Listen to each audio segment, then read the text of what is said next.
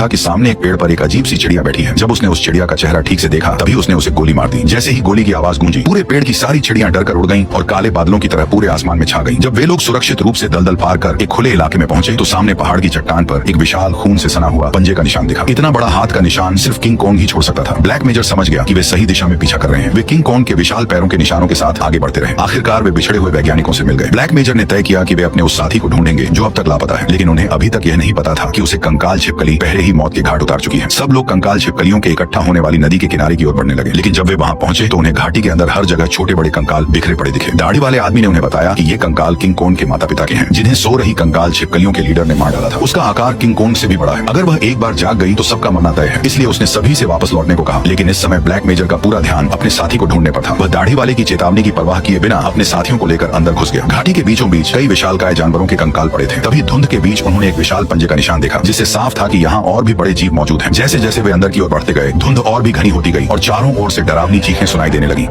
सभी लोग घबराकर भाग खड़े हुए और आसपास की विशाल हड्डियों के पीछे छिपकर कांपने लगे। तभी एक बड़ी कंकाल जैसी छिपकली धुंध से बाहर रेंगती हुई आई। वो अपनी लंबी जीभ बाहर निकालकर शिकार की तलाश करने लगी। असल में ये रुक जा भाई, अल्लाह का नाम लिखने में इज्जत है, जिल्लत नहीं। अगर अल्लाह से सच्चा प्यार करते हो तो वीडियो को लाइक सब्सक्राइब करके अपने 4 सच्चे दोस्तों को शेयर करो और कमेंट में अल्लाह का कोई एक नाम जरूर लिख के वह किंग कॉन्ग के आकार जितनी बड़ी छिपकली थी जो बेतहाशा कॉन्ग के पीछे लगी हुई थी। जब सभी लोग चट्टान के पीछे छिपे हुए थे तभी उस कंकाल छिपकली ने एक ताजा इंसानी कंकाल उगल दिया। उस पर लगे नाम के टैग से पता चला कि यह वही सैनिक है जिसे वे ढूंढ रहे थे। जब सब लोग धुंध का फायदा उठाकर चुपके से छिपकली से बचकर निकलने लगे तभी उसने इंसानी गंध पाते ही एक को अपना शिकार बना लिया। सबने कंकाल छिपकली पर फायरिंग शुरू कर दी, पर वह शिकार निकल कर भाग गई। मेजर ने मशीन गन तैनात करने का आदेश दिया और सैनिक तैयार हो गया। सब डरते हुए उसके लौटने का इंतजार करने लगे। दाढ़ी वाले ने खतरा भांपकर तुरंत तलवार उठा ली और तभी छिपकली उस पर झपट पड़ी। आदमी ने एक बार में छिपकली का पैर काट दिया, पर उसकी रफ्तार अभी भी नहीं थमी और उसने मशीन गन पकड़े सैनिक पर हमला कर दिया। सिर की टक्कर से सैनिक हवा में उड़ गया और छिपकली ने जीभ से लपेटकर उसे निगल लिया। अब उसका अगला निशाना कैप्टन मार्वल थी। घबराहट में वह तेजी से जान बचाकर भागने लगी और हड्डियों के नीचे छिप गई। तभी ब्लैक मेजर ने छिपकली पर आग उगलने का हुक्म दिया और लपटों ने उसे एक पल में घेर लिया। मौका पाते ही लड़की आखिरकार वहां से भाग निकली। जलती कंकाल छिपकली ने पूंछ छटक कर एक सैनिक को दूर फेंक दिया। वह हवा में उछलकर किंग कॉन्ग की खोपड़ी से टकराया और ग्रेनेड फटते ही विस्फोट हो गया। तभी गैस का गोला फटा और जहरीली गैस फैलते ही दहशत मच गई। इतने में ही कुछ जानलेवा पक्षी भी वहां आ गए। उनके हमलों से सबकी हालत खराब हो गई, जिससे कंकाल छिपकली को उन पर हमला करने का अच्छा मौका मिल गया। लड़ाई के बीच लोकी ने फेंकी गई तलवार को पकड़कर गैस मास्क पहना और उन अजीब पक्षियों को मारकर एक फंसे हुए सैनिक को बचा लिया। दूसरी ओर वह विशाल कंकाल छिपकली अब भी अपनी ताकत का प्रदर्शन करते हुए तबाही मचा रही थी और बेबस सैनिक उसे देख रहे थे। वह तेजी से लोकी की ओर झपटी। सही वक्त पर कैप्टन मार्वल ने लाइटर जलाया और उसे कंकाल छिपकली के पैरों में फेंक दिया। धमाके से वो हवा में उछल गई। जैसे ही आग की लहरें